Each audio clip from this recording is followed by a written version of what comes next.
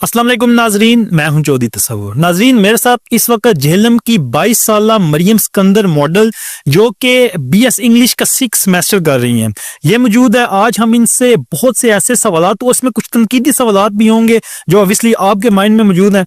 तो मेरे साथ मरियम सिकंदर मौजूद है, इनसे जानते हैं। अस्सलाम वालेकुम। वालेकुम अस्सलाम।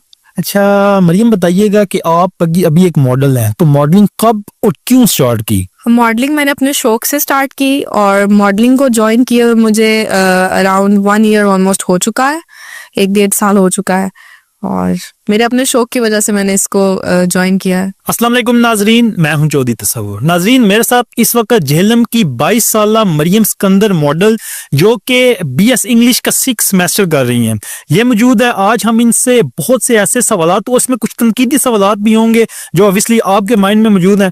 तो मेरे साथ मरियम सिकंदर मौजूद है, इनसे जानते हैं। अस्सलाम वालेकुम। वालेकुम अस्सलाम। अच्छा मरियम, बताइए